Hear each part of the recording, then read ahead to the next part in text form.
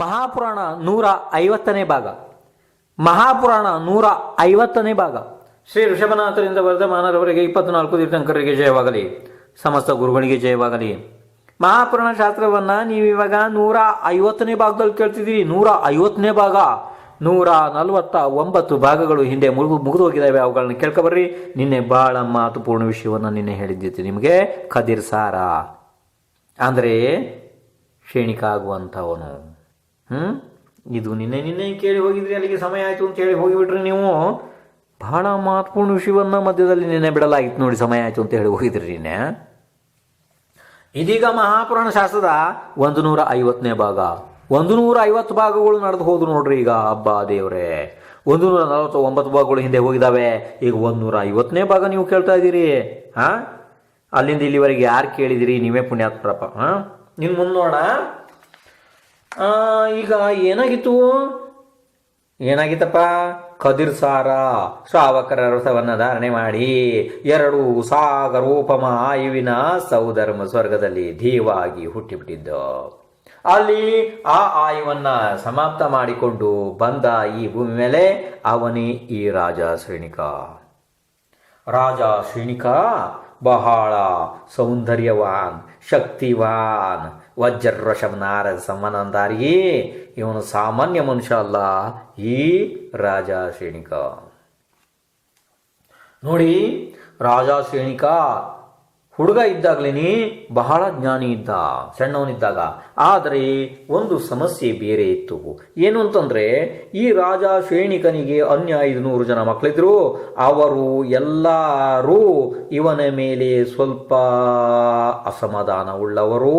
ಮತ್ತೆ ಅನೇಕ ಸಮಸ್ಯೆಗಳು ಆ ಜಾಗದಲ್ಲಿದ್ದು. ಆವಾಗ ಈ ಶ್ರೇಣಿಕನ ಅಪ್ಪ ನಿಮಿತ್ತ ಜ್ಞಾನಿಯಿಂದ ಕೇಳ್ದ, ಇಷ್ಟು ದೊಡ್ಡ ನನ್ನ ರಾಜ್ಯವನ್ನ ಮುಂದುವರಿಸುವಂತ ಯೋಗ್ಯತೆ ಯಾವ ಮಕ್ಕಳಲ್ಲಿ ಇದೆ? ಅದಕ್ಕೆ ನಿಮಿತ್ತ ಜ್ಞಾನಿಗಳು ಎಲ್ಲರನ್ನ ಪರೀಕ್ಷೆ ಮಾಡಿ ಶ್ರೇಣಿಕನ ಹೆಸರನ್ನೇ ಹೇಳಿಬಿಟ್ರು. ಶ್ರೇಣಿಕನೇ ಮುಂದಿನ ರಾಜ ಆಗ್ತಾನೆ ಅಂತ ಹೇಳಿ. ಆದರೆ ಶ್ರೇಣಿಕ ಇಲ್ಲಿ ಇರೋದ್ರಿಂದ ಈಗ ಅವನ ರಕ್ಷಣೆ ಮಾಡೋದು ಬಹಳ ಕಷ್ಟ ಇದೆ. ಶ್ರೇಣಿಕ ಸಣ್ಣವನಿದ್ದಾನೆ. ಹೇಗಾರು ಮಾಡಿ ಅವನನ್ನ ದೇಶದಿಂದ ಹೊರಗಡೆ ಹಾಕಬೇಕು, ಅವನು ಹೊರಗಡೆ ಸಮೃದ್ಧನಾಗಿ ಬರಬೇಕು ಇಲ್ಲಿಗೆ ಅಂತ ಹೇಳಿ ವಿಚಾರ ಮಾಡಿ ಅವನನ್ನ ಯಾವುದೋ ಒಂದು ಕಪಟದಿಂದ ಅವನನ್ನ ಈ ರಾಜ್ಯದಿಂದ ಹೊರ ಹಾಕಲಾಯಿತು ಶ್ರೇಣಿಕನನ್ನ. ಅಕಸ್ಮಾತ್ ನಿಮಗೇನಾರ ಈ ವಿಚಾರ ಏನಾರು ಅಕಸ್ಮಾತ್ ವಿಸ್ತಾರವಾಗಿ ಬೇಕಾದ್ರೆ ಯೂಟ್ಯೂಬ್ನಲ್ಲಿ 1082 ಸ್ಪೇಸ್ VID ಇಷ್ಟು ಹೊಡೆದ ತಕ್ಷಣ ವಿದ್ಯಾಭೂಷಣ ಮುನಿರಾಜ್ ಜೈನಿಸಂ ಬರ್ತದೆ. ಅದನ್ನು ಕ್ಲಿಕ್ ಮಾಡಿ. ಮೇಲೆ ಒಂದು ಸಣ್ಣ ಫೋಟೋ ಬರ್ತದೆ, ಅದನ್ನು ಕ್ಲಿಕ್ ಮಾಡಿ. ಪ್ಲೇ ಲಿಸ್ಟ್ ಬರ್ತದೆ, ಅದನ್ನು ಕ್ಲಿಕ್ ಮಾಡಿ. ಅಲ್ಲಿ ಶ್ರೇಣಿಕ ಚರಿತ್ರೆ 5 ಭಾಗ ಇದೆ, 5 ಗಂಟೆ ಇದೆ, ಕೇಳ್ರಿ. ಬಹಳ ವಿಸ್ತಾರವಾದ ವರ್ಣನೆ ಅಲ್ಲಿದೆ, ಕೇಳ್ರಿ. ವಿಸ್ತಾರವಾದ ವರ್ಣನೆ ಇಲ್ಲಿಲ್ಲ. ಯಾರು ಇಚ್ಛುಕರು ನೀವಿದ್ದೀರಿ, ಬಹಳ ಸುಂದರವಾದ ಬಹಳ ಬಹಳ ಮಹತ್ವಪೂರ್ಣ ವಿಷಯ ಘಟನೆಗಳು 5 ಗಂಟೆ ಅಲ್ಲಿ ಇದೆ, ಅಲ್ಲಿ ಕೇಳ್ರಿ. ಅದಾದ ನಂತರ ನೋಡಿ, ಇಲ್ಲಿ ವಿಶೇಷವಾಗಿ ಇದನ್ನೆಲ್ಲ ಹೇಳಲಾಗಲ್ಲ. ಈಗ ಒಂದು ಉಪಾಯದಿಂದ ಈ ಶ್ರೇಣಿಕ ಹುಡುಗನನ್ನ ರಾಜ್ಯದಿಂದ ಹೊರ ಹಾಕಲಾಯಿತು. ಅವನು ಹೊರಟು ಅಲ್ಲಿ ಇಲ್ಲಿ ಪಾಪ ಬೇರೆ ಬೇರೆ ಗ್ರಾಮಗಳಲ್ಲಿ ಅಲೆದಾಡಿ ನಂದಿಗ್ರಾಮ ಅಂತ ಒಂದಿದೆ. ನಂದಿಗ್ರಾಮದಲ್ಲಿ ಬ್ರಾಹ್ಮಣರಿದ್ರು. ಆ ನಂದಿಗ್ರಾಮಕ್ಕೆ ಪ್ರವೇಶ ಮಾಡಿಬಿಟ್ಟ ಶ್ರೇಣಿಕ. ಆದರೆ ನಂದಿಗ್ರಾಮದವರು ಇವನ ಅಪ್ಪನ ಆಜ್ಞೆಗೆ ಹೆದರಿ ಇವನಿಗೆ ಎಲ್ಲೂ ಆಶ್ರಯ ಕೊಟ್ಟಿಲ್ಲ. ಅಂದ್ರೆ ಇವನಿಗೆ ಮಲಗೋದಿಕ್ಕೆ ಇರೋದಿಕ್ಕೆ ಊಟದ ವ್ಯವಸ್ಥೆಯನ್ನು ಮಾಡಿಲ್ಲ ನಂದಿಗ್ರಾಮದವರು. ಆ ನಂದಿಗ್ರಾಮದವರಿಗೆ ಆವಾಗಲೇ ಶ್ರೇಣಿಕ ಅಂದ, ಈಗ ನಾನು ಮುಂದೆ ಹೋಗ್ತೀನಿ, ಯಾವ ಸಮಯದಲ್ಲಿ ನಾನು ರಾಜ ಆಗ್ತೀನಿ ಆವಾಗ ನಿಮಗೆ ಯಾವ ಶಿಕ್ಷೆಯನ್ನ ಹೇಗೆ ಕೊಡಬೇಕು ಆವಾಗಲೇ ಹೇಳ್ತೀನಿ, ಈಗ ಹೇಳೋದಿಲ್ಲ ಅಂತ ಹೇಳ್ದ. ನಂದಿಗ್ರಾಮವನ್ನ ಬಿಟ್ಟು ಶ್ರೇಣಿಕ ಮುಂದುವರೆದ. ಆವಾಗ ಶ್ರೇಣಿಕನಿಗೆ ಒಬ್ಬ ಬ್ರಾಹ್ಮಣ ಸಿಕ್ಕದ. ಆ ಬ್ರಾಹ್ಮಣನ ಬೆನ್ನು ಹತ್ತಿ ಹೋದಂತಹ ಶ್ರೇಣಿಕ ಅವನ ಯೋಗ್ಯತೆಗೆ ಅನುಸಾರವಾಗಿ ಆ ಬ್ರಾಹ್ಮಣನ ಮಗಳನ್ನೇ ಮದುವೆ ಆಗಿಬಿಟ್ಟ. ಅದಾದ ನಂತರ ಅಲ್ಲಿ ಸ್ವಲ್ಪ ದಿವಸ ಕಳೆದ. ಇನ್ನೂ ಅವನಿಗೆ ಒಂದು ಮಗ ಕೂಡ ಹುಟ್ಟಿದ. ಅವನ ಹೆಸರು ಅಭಯಕುಮಾರ ಅಂತಿತ್ತು. ಇನ್ನು ಶ್ರೇಣಿಕ ಮತ್ತೆ ತನ್ನ ರಾಜ್ಯಕ್ಕೆ ಬಂದ. ತನ್ನ ರಾಜ್ಯವನ್ನ ಅಂದ್ರೆ ಅವನ ಅಪ್ಪ ಸತ್ತ ನಂತರ ತನ್ನ ರಾಜ್ಯವನ್ನ ತಾನು ವಶ ಮಾಡಿಕೊಂಡ ಪ್ರಬಲನಾದಂತಹ ಈ ಶ್ರೇಣಿಕ. ಅದಾದ ನಂತರ ನಂದಿಗ್ರಾಮದ ಬ್ರಾಹ್ಮಣರಿಗೆ ಈಗ ಅವರನ್ನ ಶಿಕ್ಷಿಸಬೇಕು ಅಂತ ಹೇಳಿ ಅವರಿಗೆ ಕಂದಾಯ ಎಲ್ಲ ಜಾಸ್ತಿ ಮಾಡ್ದ.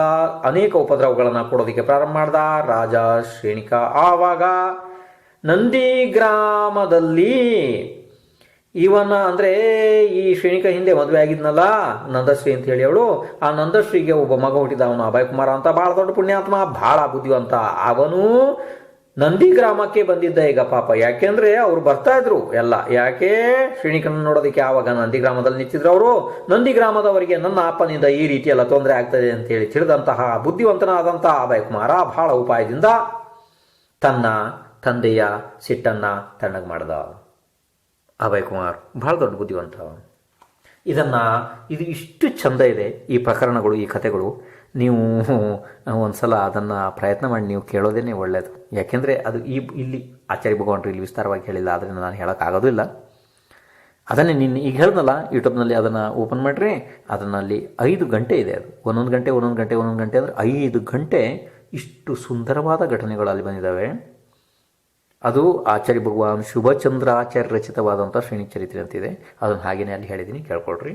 ಈಗ ಅದು ಬೇಡ, ವಿಸ್ತಾರವಾಗಿ ಯಾರಿಗೆ ಕೇಳುವಂಥ ಆಶೆ ಇದೆ ಅವರು ಅಲ್ಲಿ ಕೇಳ್ಕೊಳ್ರಿ. ಇನ್ನು ಮುಂದೆ ಕೇಳ್ರಿ. ಅದಾದ ನಂತರ ಈ ಅಭಯ ಕುಮಾರ್ ಅನ್ನುವಂಥ ಬುದ್ಧಿವಂತ ಮಗನನ್ನು ಪಡೆದು ಅವನಿಗೆ ಯುವರಾಜ ಪದವಿ ಕೊಟ್ಟು ಈ ಶ್ರೇಣಿಕ ರಾಜ್ಯಭಾರ ಮಾಡ್ತಾ ಇದ್ದ. ಇದನ್ನು ಹಿಂದಿನ 3 ಭಾವಗಳನ್ನು ಆಚಾರ್ಯ ಭಗವಾನ್ ಅಂದರೆ ಗಣಧರ ಪರಮೇಶ್ವರಿಗಳು ಶ್ರೇಣಿಕನಿಗೆ ಹೇಳಿದ್ರು.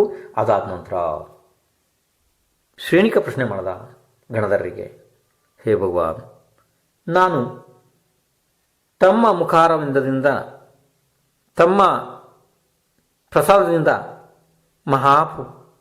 ಪುರುಷರ ಪುರಾಣಗಳನ್ನು ತಿಳಿದೆ, ತತ್ವಗಳನ್ನು ತಿಳಿದೆ, ದ್ರವ್ಯಗಳನ್ನು ತಿಳಿದೆ, ವ್ರತದ ಮಹಿಮೆಗಳನ್ನು ತಿಳಿದೆ, ಅದರ ಪುಣ್ಯವನ್ನು ಕೂಡ ತಿಳಿದೆ. ಹೇ ಭಗವಾನ್, ಇಷ್ಟೆಲ್ಲ ತಿಳಿದಂಥ ನನಗೆ ನಾನು ಯಾಕೆ ವ್ರತವನ್ನು ಸ್ವೀಕಾರ ಮಾಡೋಕ್ಕಾಗ್ತಿಲ್ಲ ಅಂತ ಕೇಳ್ದ.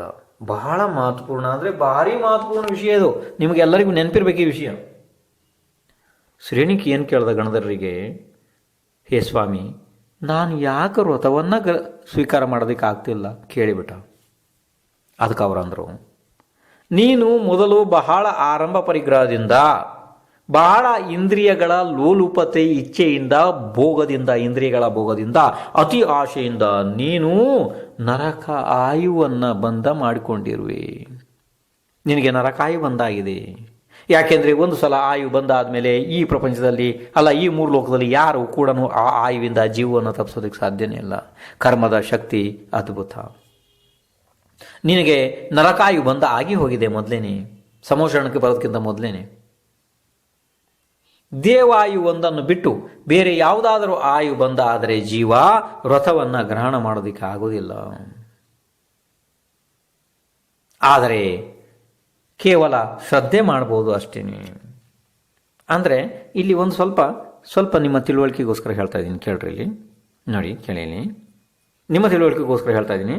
ಸ್ವಲ್ಪ ಭಾಳ ಗಮನ ಕೊಟ್ಟು ಕೇಳ್ರಿ. ಇಲ್ಲಿ ಶಾಸ್ತ್ರದಲ್ಲಿಲ್ಲ ಈ ವಿಷಯ. ನೋಡಿ, ಈಗ ಯಾವುದಾದ್ರು ಮನುಷ್ಯ ಅಂತ ಇಟ್ಕೊಳ್ರಿ, ಅಂದರೆ ಉಚ್ಚ ಕುಲದಲ್ಲಿ ಹುಟ್ಟಿದಂಥ ಮನುಷ್ಯ, ಅವನಿಗೆ ಯಾವ ಆಯು ಬಂದಾಗಿಲ್ಲ. ಅಂದರೆ ಮುಂದಿನ ಯಾವ ಆಯು, ಅಂದರೆ 4 ಆಯುಗಳು ಇದಾವಲ್ಲ, ಯಾವುದು ನರಕ, ತಿರ್ಯಂಚ, ಮನುಷ್ಯ, ದೇವ, 4 ಆಯು ಇದಾವು. ಅದರಲ್ಲಿ ಯಾವ ಆಯು ಕೂಡ ಬಂದಾಗಿಲ್ಲ, ಇನ್ನೂ ಬಂದಾಗಿಲ್ಲ ಅವನಿಗೆ. ಅಂಥ ಮನುಷ್ಯ ಇದ್ದಾನೆ. ಅವನು ಬೇಕಾದರೆ ಮುನಿ ವ್ರತವನ್ನು ಧಾರಣೆ ಮಾಡ್ಬೋದು, ಸ್ವೀಕಾರ ಮಾಡ್ಬೋದು, ಶ್ರಾವಕ ವ್ರತವನ್ನು ಸ್ವೀಕಾರ ಮಾಡ್ಬೋದು. ಅವನಿಗೆ ಅದು ಬಿಡ್ತದೆ ಕರ್ಮ, ಅವನಿಗೇನು ತೊಂದರೆ ಮಾಡೋದಿಲ್ಲ. ಆಯಿತು. ಇನ್ನು ಯಾವುದಾದ್ರು ಮನುಷ್ಯನಿಗೆ ದೇವಾಯು ಬಂದ ಆಗಿಬಿಟ್ಟಿದೆ, ಆ ಮನುಷ್ಯ ಕೂಡ ದಿಗಂಬರ ಮುನಿ ವ್ರತವನ್ನು ಧಾರಣೆ ಮಾಡ್ಬೋದು, ಶ್ರಾವಕ ವ್ರತವನ್ನು ಧಾರಣೆ ಮಾಡ್ಬೋದು. ಅರ್ಥ ಆಯ್ತು ನಿಮಗೆ? ಇದು ಈ ಬಿಂದು ಅರ್ಥ ಆಯ್ತು ನಿಮಗೆ? ಇನ್ನು ಮುಂದಿನ ಕೇಳ್ರಿ. ಯಾವ ಮನುಷ್ಯನಿಗೆ ನರಕಾಯು, ತಿರ್ಯಂಚಾಯು, ಮನುಷ್ಯಾಯು ಬಂದ ಆಗಿ ಹೋಗಿದೆ, ಆ ಮನುಷ್ಯ ವ್ರತವನ್ನು ಧಾರಣೆ ಮಾಡೋದಕ್ಕಾಗೋದಿಲ್ಲ. ಅರ್ಥ ಆಯಿತು? ಇದು ಇಷ್ಟು ಗೊತ್ತಾಯ್ತು ನಿಮಗೆ, ಬಿಂದುಗಳು ಗೊತ್ತಾಯ್ತು ನಿಮಗೆ. ಒಂದಾ ದೇವ ಆಯು ಬಂದ ಜೀವ ಇರಬೇಕು, ಇಲ್ಲ ಅಂದರೆ ಯಾವುದೂ ಆಯು ಬಂದ ಆಗಿರಬಾರ್ದು, ಖಾಲಿ ಇರಬೇಕು. ಗೊತ್ತಾಯ್ತು ನಿಮಗೆ? ಇಲ್ಲಿ ನಡೀತಾ ಇದೆ ಈಗ ಮನುಷ್ಯ ಆಯು, ಅದೇನು ಖಾಲಿ ಆಗೋದಿಲ್ಲ, ಆ ವಿಷಯ ಬೇರೆ. ಅಂದರೆ ಮುಂದಿನ ಆಯು ಬಂದ ಆಗಿರಬಾರ್ದು. ಇಷ್ಟು ಗೊತ್ತಾಯ್ತಲ್ಲ ನಿಮಗೆ? ಇಷ್ಟು ಬಿಂದುವನ್ನು ನೀವು ನೆನ್ಪಿಟ್ಕೊಳ್ರಿ. ಇನ್ನು ಅದಾದ ನಂತರ ಗಣಧರ ಪರಮೇಶ್ವರಿಗಳು ಹೇಳಿದ್ರು, ವ್ರತ ಇಲ್ಲ, ಆದರೆ ಸಮ್ಯಕ್ ದರ್ಶನವನ್ನು ಗ್ರಹಣ ಮಾಡ್ಬೋದು, ಶ್ರದ್ಧೆಯನ್ನು ಮಾಡ್ಬೋದು. ನಿನಗೆ ಪುರಾಣ ಶ್ರವಣದಿಂದ ಆದಂಥ ವಿಶುದ್ಧಿಯಿಂದ ನಿನಗೀಗ ಕ್ಷಾಯಿಕ ಸಮ್ಯಕ್ ದರ್ಶನ ಆಗಿದೆ. ವಿಶುದ್ಧವಾದ ಸಮ್ಯಕ್ ದೃಷ್ಟಿ ಇದೆಯಾ ನೀನು. ಅದಾದ ನಂತರ ನಿನಗೆ ತೀರ್ಥಂಕರ ಪ್ರಕೃತಿ ಬಂದಾಗಿದೆ ಅಂತ ಹೇಳಿದರು. ನೋಡಿ, ಇದನ್ನು ಮುಂದೆ ಆಚಾರ್ಯ ಭಗವಾನ್ ಬಹಳ ಚಂದ ವಿಸ್ತಾರವಾಗಿ ಹೇಳ್ತಾರೆ. ಆದ್ದರಿಂದ ಈಗ ನಾನು ಹೇಳೋದಿಲ್ಲ,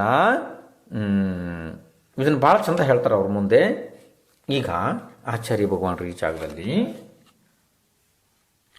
ಜಾಗದಲ್ಲಿ ನೀವಿಷ್ಟೇ ನೆನಪಿಗೋಸ್ಕರ ನಿಮಗೆ ನಾನು ಹೇಳಿದ್ದೀನಿ, ಇವನಿಗೆ ಕ್ಷಾಯಿಕ ಸಮ್ಯಕ್ ದರ್ಶನ ಆಗಿದೆ ಮತ್ತು ತೀರ್ಥಂಕರ ಪ್ರಕೃತಿ ಬಂದ ಆಗಿದೆ. ಯಾರಿಗೆ? ಈ ರಾಜಶ್ರೇಣಿಕನೇ. ಆದರೆ ವ್ರತವನ್ನು ಆಚರಣೆ ಮಾಡೋದಕ್ಕೆ ಇವನು ಆಗಲ್ಲ, ಆದರೆ ಪ್ರಕೃತಿ ಬಂದಾಗಿದೆ. ಇವನು ಈಗ ನರಕಕ್ಕೆ ಹೋಗಿ ಮುಂದೆ ಬರುವಂಥ ಈ ಭೂಮಿಯ ತೀರ್ಥಂಕರರು ಯಾರು? ಶ್ರೇಣಿಕನ ಜೀವ. ಇದನ್ನು ಮುಂದೆ ವಿಸ್ತಾರವಾಗಿ ಹೇಳಲಾಗ್ತದೆ. ಇಲ್ಲಿಗೆ ಸುಮ್ಮನೆ ನಿಮಗೆ ನೆನಪಿಟ್ಕೊಟ್ರಿ, ಇಷ್ಟು ಕೋರ್ಸ್ ಹೇಳಿದ್ದೀನಿ. ಮತ್ತು ಈಗ ಸಮ್ಯಕ್ ದರ್ಶನದ ವಿಷಯವನ್ನು ಇಲ್ಲಿ ಒಂದು ಸ್ವಲ್ಪ ಭಾಳ ವಿಸ್ತಾರವಾಗಿ ಭಾಳ ಚಂದ ಹೇಳ್ತಿದ್ದಾರೆ ಆಚಾರ್ಯ ಭಗವಾನರು. ಸ್ವಲ್ಪ ಗಮನ ಇಟ್ಟು ಕೇಳ್ರಿ, ಯಾಕೆ ಭಾಳ ಮಹತ್ವಪೂರ್ಣ ವಿಷಯ, ಭಾಳ ಅಂದರೆ ಭಾಳ ಮಹತ್ವಪೂರ್ಣ ವಿಷಯ. ಪ್ರಾರಂಭ ನೋಡಿ, ಸಮ್ಯಕ್ ದರ್ಶನ 3 ಪ್ರಕಾರದ್ದಿದೆ. ಅದರ ಒಳಗಡೆ ಉಪಶಮ ಸಮ್ಯಕ್ ದರ್ಶನ, ಕ್ಷಾಯೋಪಶಮಿಕ ಸಮ್ಯಕ್ ದರ್ಶನ, ಕ್ಷಾಯಿಕ ಸಮ್ಯಕ್ ದರ್ಶನ. ಉಪಶಮ ಸಮ್ಯಕ್ ದರ್ಶನ ಅಂತಂದರೆ ಅನಂತಾನುಬಂಧಿ ಕ್ರೋಧ, ಮಾನ, ಮಾಯ, ಲೋಭ, ಮಿಥ್ಯಾತ್ವ, ಮಿಥ್ಯಾತ್ವ, ಸಮ್ಯಕ್ ಪ್ರಕೃತಿ, ಇದರ ಉಪಶಮ ಆತ್ಮನಲ್ಲಿ ಆಯಿತು ಅಂದರೆ ಸ್ವಚ್ಛ ಪರಿಣಾಮದಿಂದಾಗಿ ಜೀವಕ್ಕೆ ಉಪಶಮ ಸಮ್ಯಕ್ ದರ್ಶನ ಆಗ್ತದೆ. ಇನ್ನು ಕ್ಷಾಯೋಪಶಮಿಕ ಸಮ್ಯಕ್ ದರ್ಶನ ಅಂದರೆ ಆ ದೇಶ ಅಂದರೆ ಬೇರೆ ಕರ್ಮಗಳ ಕ್ಷಯ ಮತ್ತು ಉಪಶಮ ಮತ್ತು ದೇಶಗಾತಿ ಸ್ಪರ್ಧಕಾವಲಿಯ ಉದಯದಿಂದ ಎರಡನೇದಾದ ವೇದಕ ಸಮ್ಯಕ್ ದರ್ಶನ ಅಥವಾ ಕ್ಷಾಯೋಪಶಮಿಕ ಸಮ್ಯಕ್ ದರ್ಶನ ಆಗ್ತದೆ. ಇನ್ನು 3ನೇ ಸಮ್ಯಕ್ ದರ್ಶನ ಕ್ಷಾಯಿಕ ಸಮ್ಯಕ್ ದರ್ಶನ ಅಂತಂದರೆ ಅನಂತಾನುಬಂಧಿ ಕ್ರೋಧ, ಮಾನ, ಮಾಯ, ಲೋಭ, ಮಿಥ್ಯಾತ್ವ, ಸಮ್ಯಕ್ ಪ್ರಕೃತಿ, ಈ 7 ಪ್ರಕೃತಿಗಳ ಸಂಪೂರ್ಣ ಕ್ಷಯ ಅಂದರೆ ನಾಶದಿಂದ ಆ ಸಮ್ಯಕ್ ದರ್ಶನ ಆಗ್ತದೆ. ಈಗ ಇದ್ರ ಜೊತೆಗೆ ಒಂದು ಸ್ವಲ್ಪ ಕೇಳ್ಕೊಂಡು ಹೋಗ್ರಿ. ನಿಮ್ಮ ಆಚಾರ್ಯ ಭಗವಾನ್ ಶಾಸ್ತ್ರದಲ್ಲಿ ಈ ರೀತಿ ಹೇಳಿಲ್ಲ. ಅಂದರೆ ಅವ್ರು ಹೇಳಿದ್ದು ಭಾಳ ಉತ್ಕೃಷ್ಟ ದರ್ಜೆಯ ಶಬ್ದಗಳನ್ನು ಅವರು ಹಾಕಿ ಹೇಳಿದ್ದಾರೆ ಇಲ್ಲಿ. ಆ ಶಬ್ದಗಳನ್ನು ನನಗೆ ಅದನ್ನು ನಿನ್ನೆ ಕೂತ್ಕೊಂಡು ಇದು ಮಾಡಬೇಕಾದ್ರೆ ಅರ್ಧ ಗಂಟೆ ಸಮಯ ಆಗಿದೆ. ಇನ್ನು ಆ ಶಬ್ದ ಅದು ಬೇಡ. ನಿಮ್ಗೆ ಅರ್ಥ ಆಗುವಂಥ ಶಬ್ದಗಳಲ್ಲಿ ನಾನು ಹೇಳ್ತೀನಿ ಕೇಳಿ. ಈಗ 3 ಪ್ರಕಾರದ ಸಮ್ಯಕ್ ದರ್ಶನವನ್ನು ನಾನು ಹೇಳಿದೆ ನಿಮಗೆ. ಯಾವ್ಯಾವುದು? ಉಪಶಮ ಅಂದರೆ ಉಪಶಮ, ಕ್ಷಾಯೋಪಶಮಿಕ, ಕ್ಷಾಯಿಕ. ಇದರ ಒಳಗಡೆ ಇನ್ನು ಮುಂದೆ ಹೇಳ್ತೀನಿ ಕೇಳಿ, ನಿಮಗೆ ತಿಳುವಳಿಕೆ ಬರುವಾಗ ಹೇಳ್ತೀನಿ. ಉಪಶಮ ಸಮ್ಯಕ್ ದರ್ಶನ 4 ಗತಿಯ ಜೀವಗಳಿಗೆ ಆಗಬಹುದು, ಅವಕಾಶ ಇದೆ. ಅಂದರೆ ನರಕ, ತಿರ್ಯಂಚ, ಮನುಷ್ಯ, ದೇವಕ್ಕೆ ಆಗ್ಬೋದು. ಇನ್ನು ಕ್ಷಾಯೋಪಶಮಿಕ ಸಮ್ಯಕ್ ದರ್ಶನ ಕೂಡ ನರಕ, ತಿರ್ಯಂಚ, ಮನುಷ್ಯ, ದೇವದಲ್ಲಿ ಆಗಬಹುದು. ಆದರೆ ಕ್ಷಾಯಿಕ ಸಮ್ಯಕ್ ದರ್ಶನದ ಉತ್ಪತ್ತಿ ಕೇವಲ ಮನುಷ್ಯ ಪರ್ಯಾಯದಲ್ಲಿ ಕೇವಲಿ ಅಥವಾ ಕ್ಷುತ ಕೇವಲಿಗಳ ಪಾದ ಮೂಲದಲ್ಲಿ ಮಾತ್ರ ಆಗ್ತದೆ. ನೆನ್ಪಿಟ್ಕೊಡ್ರಿ, ಬಹಳ ಮಹತ್ವಪೂರ್ಣ ವಿಷಯ. ನೆನ್ಪಿಟ್ಕೊಡ್ರಿ, ಬಹಳ ಮಹತ್ವಪೂರ್ಣ ಬಿಂದುಗಳು, ಇದು ಸೈದ್ಧಾಂತಿಕ ಬಿಂದುಗಳು. ಇದನ್ನು ನೆನ್ಪಿಟ್ಕೊಡ್ರಿ.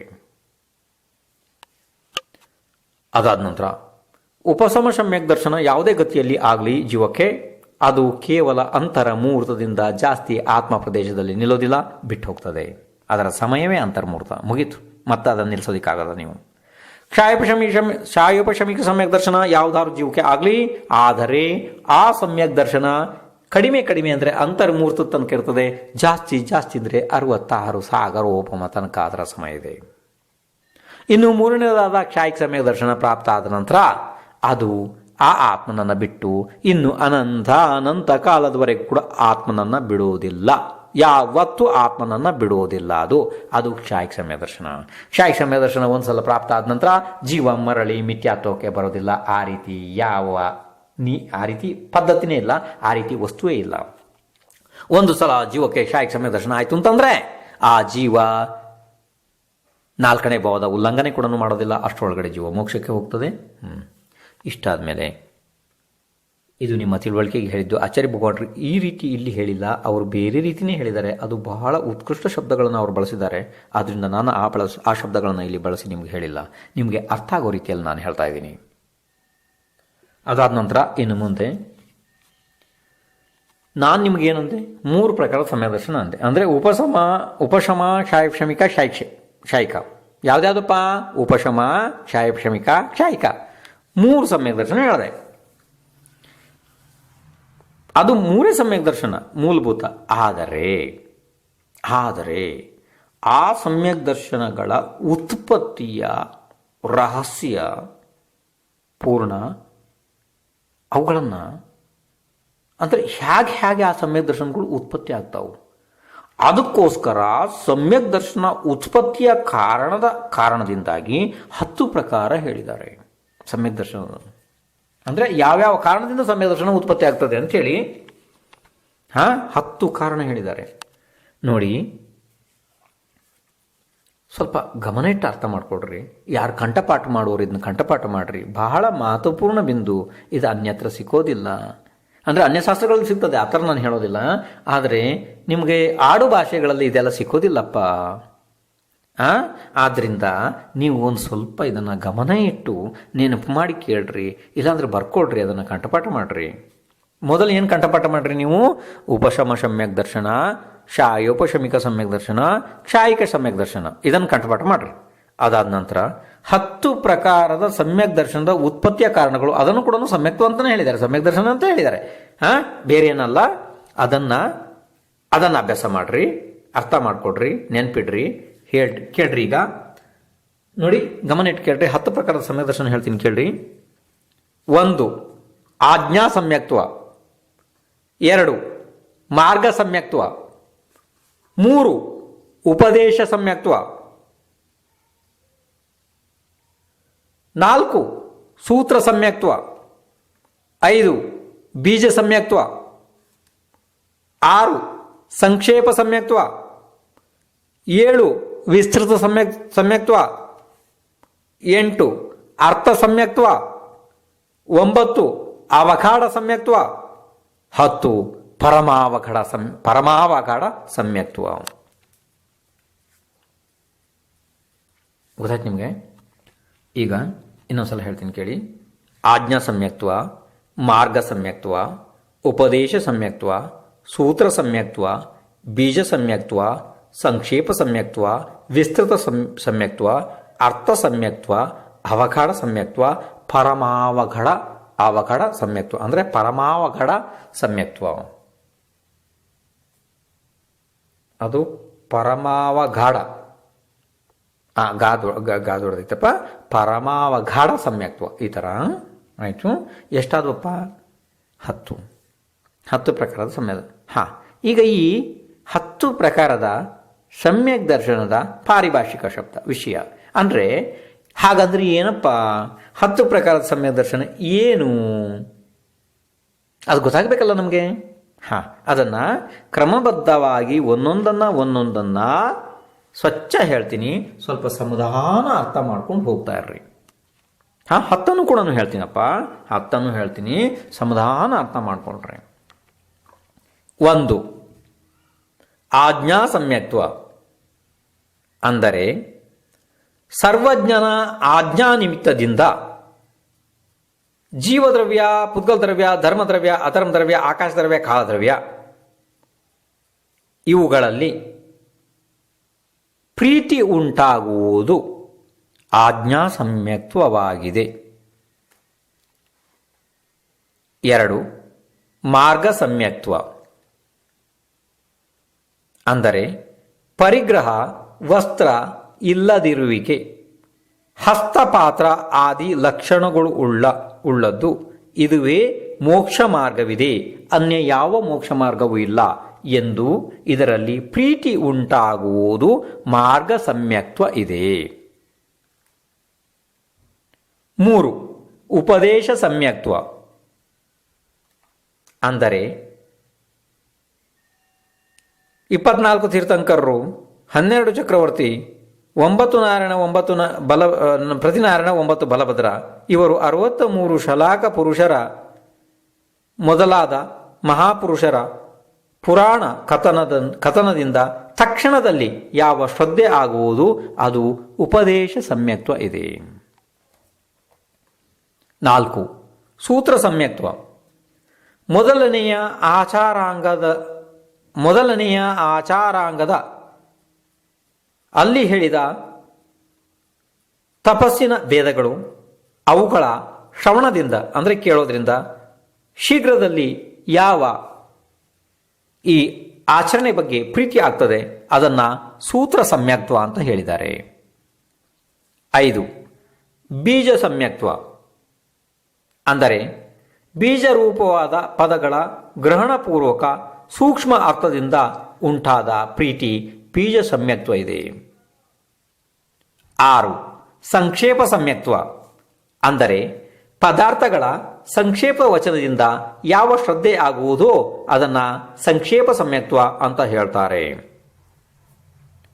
7 ವಿಸ್ತೃತ ಸಮ್ಯಕ್ತ್ವ ಅಂದರೆ ಬಹು ವಿಸ್ತಾರವಾಗಿ ಪ್ರಮಾಣ, ನಯ, ನಿಕ್ಷೇಪ ಮೊದಲಾದ ಉಪಾಯಗಳಿಂದ ಏಕದಶಾಂಗ ಆದಿ ವಚನಗಳಿಂದ ಆದಂತಹ ಸಮ್ಯಕ್ತ್ವವನ್ನು ವಿಸ್ತೃತ ಸಮ್ಯಕ್ತ್ವ ಅಂತ ಹೇಳ್ತಾರೆ. 8 ಅರ್ಥ ಸಮ್ಯಕ್ತ್ವ ಅಂದರೆ ವಿಸ್ತೃತ ಅರ್ಥ ಬಿಟ್ಟು ಮಹಾಬುದ್ಧಿಯುಳ್ಳ ಉಪದೇಶಕರು ಅರ್ಥ ಮಾತ್ರದ ಸಮಾಧಾನದಿಂದ ಉಂಟಾದ ಶ್ರದ್ಧೆ, ಇದು ಅರ್ಥ ಸಮ್ಯಕ್ತ್ವ. 9 ಅವಘಾಡ ಸಮ್ಯಕ್ತ್ವ ಅಂದರೆ ಮೋಹನೀಯ ಕರ್ಮ ಕ್ಷೀಣವಾದ ಆತ್ಮನಿಗೆ ಅಂಗ ಮತ್ತು ಅಂಗಬಾಹ್ಯ ಶಾಸ್ತ್ರದ ಸದ್ಭಾವದ ಭಾವನೆಯಿಂದ ಉಂಟಾದಂತಹ ಸಮ್ಯಕ್ತ್ವ ಅವಘಾಡ ಸಮ್ಯಕ್ತ್ವ. 10 ಪರಮಾವಗಾಢ ಸಮ್ಯಕ್ತ್ವ ಅಂದರೆ ಕೇವಲ ಜ್ಞಾನದಿಂದ ತಿಳಿಯಲ್ಪಟ್ಟ ಸಕಲ ಪದಾರ್ಥ ಹೊಂದಿದಂತಹ ಶ್ರದ್ಧೆಯನ್ನು ಪರಮಾವಗಾಢ ಸಮ್ಯಕ್ತ್ವ ಅಂತ ಹೇಳ್ತಾರೆ. ಅರ್ಥ ಆಯ್ತು ನಿಮಗಿದು? ನನಗನ್ಸುತ್ತೆ ಇದು ನಿಮಗೆ ಅರ್ಥ ಆಯಿತು, ಆದರೆ ಅದು ಸ್ವಚ್ಛ ಆಗಿಲ್ಲ. ಯಾಕೆಂದರೆ ಇಲ್ಲಿ ನಾನು ಹೇಳಬೇಕಿದ್ರೆ ಏನು ಅಂದರೆ ಆಚಾರ್ಯ ಭಗವಾನರ ಶಬ್ದಗಳನ್ನು ಬಳಸಿ ಹೇಳಿದೆ ನೋಡು, ಹಾಗಾಗಿ ನನಗೇನೋ ಗ್ಯಾರಂಟಿ ಇಲ್ಲ ನಿಮ್ಗೆ ಅರ್ಥ ಆದಾಗಿದು. ಇದಕ್ಕೊಂದು ಕೆಲಸ ಮಾಡೋಣ, ಈಗ ಆಚಾರ್ಯ ಭಗವಾನರ ಶಬ್ದಗಳನ್ನು ಬಿಟ್ಟು ನನ್ನ ಶಬ್ದದಲ್ಲಿ ಹೇಳ್ತೀನಿ. ಒಂದೊಂದಾಗಿ ಹೇಳ್ತೀನಿ. ನಾನು ಭಾಳ ವಿಸ್ತಾರ ವಿಶೇಷವಾಗಿ ಹೇಳಲ್ಲ, ಸ್ವಲ್ಪ ಸ್ವಲ್ಪ ನಿಮಗೆ ಗೊತ್ತಾಗುವ ಹಾಗೆ ಹೇಳ್ತೀನಿ. ಇಲ್ಲಿವರೆಗೆ ಹೇಳಿದ್ದೇನಿದೆ ಇದೀಗ ಈ 10 ಪ್ರಕಾರದಿಂದ ಆಚಾರ್ಯ ಭಗವಾನರ ಶಬ್ದದಲ್ಲಿ ಹೇಳಿಬಿಟ್ಟೆ ನಾನು ನಿಮಗೆ. ಈಗ ನಾನು ನಿಮಗೆ ನನ್ನ ಶಬ್ದಗಳನ್ನು ಹೇಳ್ತೀನಿ ಕೇಳಿ ನೋಡಿ. ಸಂಖ್ಯೆ 1 ಆಜ್ಞಾ ಸಮ್ಯಕ್ತ್ವ ಅಂದರೆ ಸರ್ವಜ್ಞರು ಯಾರಿಗಂತಾರಪ್ಪ? ಯಾರಿಗೆ ಕೇವಲ ಜ್ಞಾನ ಆಗಿದೆ ಅವರನ್ನು ಸರ್ವಜ್ಞ ಅಂತಾರೆ. ಅವರು ಆಜ್ಞೆ ಮಾಡಿರ್ತಾರೆ. ಏನು ಆಜ್ಞೆ ಮಾಡಿರ್ತಾರೆ? ರಾತ್ರಿ ತಿನ್ನಬೇಡ್ರಿ, ಸೂಕ್ಷ್ಮ ಜೀವಗಳು ಓಡಾಡ್ತವೆ, ಅನಂತ ಜೀವಗಳು ಉತ್ಪತ್ತಿ ಆಗ್ತವೆ ಅಂತೇಳಿ ಅವರು ಕೇವಲ ಜ್ಞಾನ, ಅದು ಕೇವಲ ಜ್ಞಾನದಿಂದ ಹೇಳಿದ ಅವರು ನಮ್ಗೆ ಹೇಳಿದ್ದಾರೆ. ನಮ್ಮ ಕೈಯಲ್ಲಿ ಏನು ಸ್ಕೋಪ್ ಇಲ್ಲ, ನಾವು ನೋಡಿಲ್ಲ, ಏನಿಲ್ಲ, ಎಂತಿಲ್ಲ. ನಾವು ಹೌದಪ್ಪ ಭಗವಾನ್ ಹೇಳಿದ್ದಾರೆ ಅಂದಮೇಲೆ ಸತ್ಯ ಇದೆ ಅಂತ ಹೇಳಿ ಅವರ ಮಾತಿನ ಮೇಲೆ ಶ್ರದ್ಧೆ ಮಾಡೋದು. ರಾತ್ರಿ ಊಟ ಮಾಡೋದು ಬಿಟ್ಟು, ಗೊತ್ತಾಯ್ತು ನಿಮಗೆ? ಅಂದರೆ ಅದ್ರ ಮೇಲೆ ನಾವು ಶ್ರದ್ಧೆ ಮಾಡಿದ್ವಪ್ಪ, ಶ್ರದ್ಧೆ ಮಾಡೋದು ನಾವು. ಹೌದು ಭಗವಾನ್ ಹೇಳ್ತಿರೋ ಸತ್ಯ ಇದೆ. ಈಗ ಭಗವಾನ್ ನೀರು ಸೋಸಿ ಕುಡಿಯೋದಕ್ಕೆ ಹೇಳಿದ್ದಾರೆ. ಅದರಲ್ಲಿ ಅಸಂಖ್ಯಾತ ಜೀವ ಇದೆ ಅಂತ ಹೇಳಿದ್ರು. ನಮ್ಗೆ ಕಾಣ್ತಾವೋ ಅಸಂಖ್ಯಾತ ಜೀವ? ನೀವು ಲೆಕ್ಕ ಮಾಡಿ ತೋರಿಸಿ ನನಗೆ ಎಲ್ಲಿ ಇಲ್ಲ. ಆದರೆ ಅದರಲ್ಲಿ ಜೀವಗಳು ಇದ್ದದ್ದು ಸತ್ಯ ಐತಿ. ಯಾಕೆ? ಸರ್ವಜ್ಞ ಭಗವಂತರು ಅದನ್ನು ನೋಡಿದ್ದಾರೆ, ಹೇಳಿದ್ದಾರೆ. ಆದ್ದರಿಂದ ನಾವು ನೀರು ಸೋಸಿ ಕುಡಿಬೇಕು ಅನ್ನೋದು. ಮತ್ತೆ 6 ದ್ರವ್ಯಗಳು ಅಂದರೆ ಜೀವದ್ರವ್ಯ ಇದೆ, ಪುದ್ಗಲ ದ್ರವ್ಯ ಇದೆ, ಧರ್ಮದ್ರವ್ಯ, ಅಧರ್ಮದ್ರವ್ಯ, ಆಕಾಶದ್ರವ್ಯ, ಕಾಲದ್ರವ್ಯಗಳೆಲ್ಲ ಇದ್ದಾವೆ. ಇದೆಲ್ಲ ವಿಶೇಷವಾದ ಅಧ್ಯಯನ ಬಂಧುಗಳೇ. ಇದನ್ನು ತಿಂಗಳುಗಟ್ಟಲೆ ಅಧ್ಯಯನ ಮಾಡಬೇಕಾಗುತ್ತೆ. ಕೇವಲ 6 ದ್ರವ್ಯದ ಕ್ಲಾಸ್ ನಾನು ತಗೊತೀನಿ. 10 ದಿವಸ ಕ್ಲಾಸ್ ನಡೀತವೆ ನಂದು. 10 ದಿವಸ, ಒಂದು ದಿವಸಕ್ಕೆ 1 ಗಂಟೆ ಕ್ಲಾಸು ಅಂತಂದರೆ 6 ದ್ರವ್ಯದ ಒಂದು ಸಾಮಾನ್ಯ ಒಂದು ವಿಷಯವನ್ನು, ವಿಶೇಷ ಅಲ್ಲ, ಸಾಮಾನ್ಯ ಒಂದು ವಿಷಯವನ್ನು ತಿಳಿಸಬೇಕಿದ್ರೆ 10-12 ದಿವಸಗಳು ಕ್ಲಾಸ್ ನಡೀತವೆ. ಹೇಗೆ ಅಂತ ಹೇಳು. ಇದ್ರ ಬಗ್ಗೆ ಎಲ್ಲ ಯಾರಿಗೆ ಸ್ವಲ್ಪ ಶ್ರದ್ಧೆ ಬರ್ತದೆ ನೋಡ್ರಿ, ಅದನ್ನು ಆಜ್ಞಾ ಸಮ್ಯಕ್ತ್ವ ಅಂತ ಹೇಳ್ತಾರೆ. ಒಂದಾಯ್ತು. 2ನೇದು ಕೇಳ್ರಿ, ಮಾರ್ಗ ಸಮ್ಯಕ್ತ್ವ.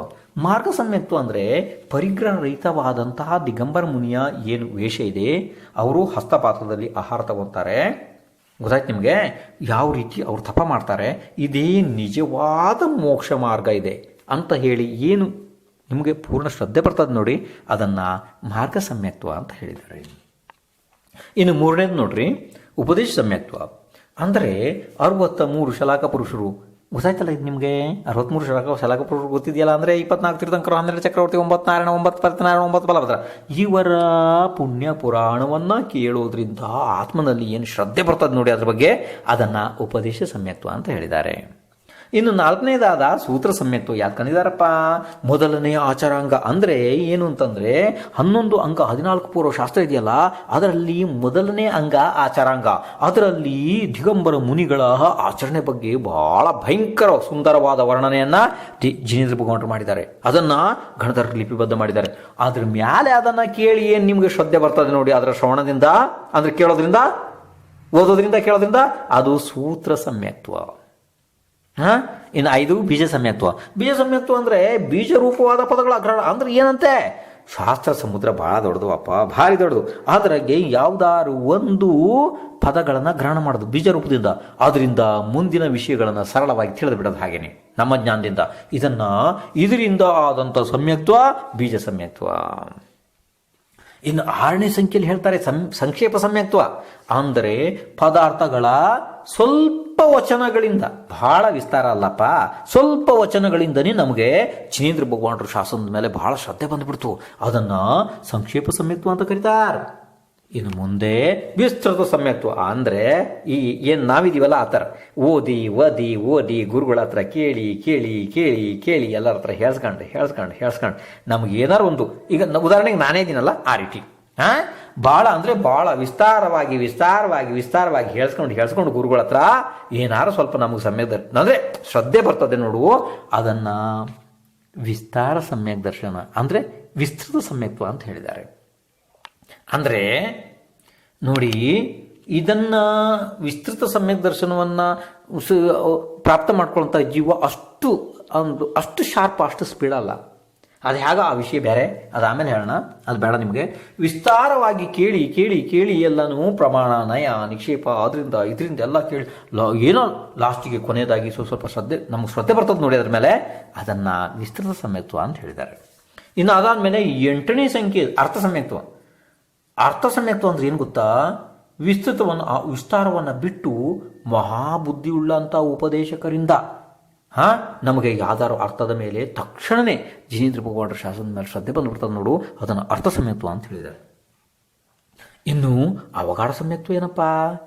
ಮೋಹನೀಯ ಕರ್ಮ ಕ್ಷೀಣ ಅಂದರೆ ಕ್ಷಾಯಿಕ ಸಮ್ಯಕ್ ದರ್ಶನ. ಮೋಹನೀಯ ಕರ್ಮ ನಾಶಾಯ ಹಂಗೂ ಅಲ್ಲಪ್ಪ ಇದು. ಇಲ್ಲಿ ಮೋಹನೀಯ ಕರ್ಮ ಕ್ಷೀಣ ಅಂತ ಹೇಳಿದ್ದಾರೆ. ಮೋಹನೀಯ ಕರ್ಮ ಕ್ಷೀಣ ಅಂತಂದರೆ 10ನೇ ಗುಣಸ್ಥಾನ ಆಯಿತು. 10ನೇ ಗುಣಸ್ಥಾನ ಆಯ್ತಿದ್ದು ಈಗ ಮೋಹನೀಯ ಕರ್ಮ ಕ್ಷೀಣ. ಮೋಹನೀಯ ಕರ್ಮ ಕ್ಷೀಣವಾದಂಥ ಜೀವಕ್ಕೆ ಅಂಗ ಮತ್ತು ಅಂಗಬಾಹ್ಯದ ಶಾಸ್ತ್ರದ ಏನು ಆ ಸದ್ಭಾವನೆಯಿಂದ ಏನು ಆ ಜೀವಕ್ಕೆ ಸಮ್ಯಕ್ತ್ವ ಉಂಟಾಗ್ತದೆ ನೋಡ್ರಿ, ಅದು ಅವಘಾಡ ಸಮ್ಯಕ್ತ್ವ. ಅದಾದ ನಂತರ ಜಿನೇಂದ್ರ ಭಗವಾನ್ ಯಾರು? ಸಮಸ್ತ ಲೋಕವನ್ನು ತನ್ನ ಕೇವಲ ಜ್ಞಾನದಿಂದ ತಿಳಿಯುವಂಥ ಮಹಾತ್ಮ. ಅವನಿಗೆ ಆ ಎಲ್ಲ ದ್ರವ್ಯಗಳನ್ನು ನೋಡೋದ್ರಿಂದ ತಿಳಿಯೋದ್ರಿಂದ ಯಾವ ಶ್ರದ್ಧೆ ಅವನ ಆತ್ಮನಲ್ಲಿ ಇರ್ತದೆ ನೋಡ್ರಿ, ಅದು ಪರಮಾವಘಾಡ ಸಮ್ಯಕ್ತ್ವ. ಅದು ಅವನನ್ನು ಬಿಟ್ಟು ಕದಲೋದಿಲ್ಲ. ಅನಂತ ಕಾಲದವರೆಗೆ ಅವನ ಜೊತೆಯಲ್ಲೇ ಈ ಪರಮ ಅವಘಾಡ ಸಮ್ಯಕ್ ದರ್ಶನ ಇರ್ತದೆ. ಯಾರ್ದು? ಕೇವಲಿ ಭಗವಂತರದ್ದು. ಅರ್ಥಾಯ್ತು? ಇದು ಸ್ವಲ್ಪ ಅಂದರೆ ಸ್ವಲ್ಪ ಅದ್ರದ್ದು ವಿಸ್ತಾರ ಮಾಡಿ ನಾನು ನಿಮ್ಗೆ ಹೇಳ್ದಂಗೆ ಹೇಳಿದ್ದೀನಿ. ಯಾಕೆಂದರೆ ಇದನ್ನು ಭಾಳ ವಿಸ್ತಾರವಾಗಿ ಬಂಧುಗಳು ಹೇಳೋದಾದರೆ ಇದರದ್ದೇ ಒಂದು 10 ಭಾಗಗಳಾಗಿ ಹೋಗ್ತವೆ. ಬೇಡ, ಅದೀಗ ಅಷ್ಟು ವಿಸ್ತಾರ ಅವಶ್ಯಕತೆ ಕಾಣೋದಿಲ್ಲ ನನಗೆ. ನೀವು ಇಷ್ಟನ್ನೇ ತಿಳಿದಿರಿ ಅಂತ ಹೇಳಿ ನನಗೆ ಯಾಕೋ ನಂಬಿಕೆ ಆಗ್ತಾಯಿದೆ. ಇನ್ನು ಮುಂದೆ ಕೇಳಿ. ನಿಮಗೆ ಏನು ಹೇಳಿದ್ದಾಯ್ತು ಈಗ? ಮೊದಲು 3 ಪ್ರಕಾರದ ಸಮ್ಯಕ್ ದರ್ಶನ ಹೇಳಿದೆ. ಉಪಶಮ, ಕ್ಷಾಯಕ್ಷಮಿಕ, ಕ್ಷಾಯಿಕ. ಅದಾದ ನಂತರ ಅದರ ಉತ್ಪತ್ತಿಯ ಕಾರಣಗಳಾದ 10 ಪ್ರಕಾರದ ಸಮ್ಯಕ್ ದರ್ಶನಗಳನ್ನು ಹೇಳಿದ್ದಾಯಿತು. ಯಾವುದು? ಒಂದು ಆಜ್ಞಾ ಸಮ್ಯಕ್ತ್ವ, ಮಾರ್ಗ ಸಮ್ಯಕ್ತ್ವ, ಉಪದೇಶ ಸಮ್ಯಕ್ತ್ವ, ಸೂತ್ರ ಸಮ್ಯಕ್ತ್ವ, ಬೀಜ ಸಮ್ಯಕ್ತ್ವ, ಸಂಕ್ಷೇಪ ಸಮ್ಯಕ್ತ್ವ, ವಿಸ್ತೃತ ಸಮ್ಯಕ್ತ್ವ, ಅರ್ಥ ಸಮ್ಯಕ್ತ್ವ, ಅವಘಾಡ ಸಮ್ಯಕ್ತ್ವ, ಪರಮಾವಘಾಡ ಸಮ್ಯಕ್ತ್ವ. 10 ಪ್ರಕಾರದ ಹೇಳಿದಾಯಿತು. ಆಯಿತು. ಇನ್ನು ನಾಳೆ ನಿಮಗೆ ಬೇರೆ ಅಂದರೆ ಇದರದ್ದೇ ಶ್ರೇಣಿಕೆ ಕೇಳುವಂಥ ವಿಷಯದಲ್ಲಿ ಬೇರೆ ಕತೆ ಮುಂದುವರಿಸಲಾಗುವುದು. ಆದ್ದರಿಂದ ಈಗ ಅದನ್ನು ಬಹಳ ಕಡಿಮೆ ಸಮಯ ಇರೋದ್ರಿಂದ ಅದನ್ನ ಈಗ ಹೇಳೋದಿಲ್ಲ. ನೀವು ನಾಳೆ ಬಂದು ಅದನ್ನು ಕೇಳ್ರಿ. ಆದರೆ ಒಂದು ನೆನ್ಪಿಟ್ಕೊಡ್ರಿ, ಸಮಯಕ್ಕೆ ಸರಿಯಾಗಿ ಬರುವವರು ಬಂದು ಸ್ವಲ್ಪ ದೂರ ಕೂತು ಬಿಡಬೇಕು. ಇಲ್ಲಿ ನಮಗೆ ತೊಂದರೆ ಮಾಡಬಾರ್ದು ಅಷ್ಟೇ.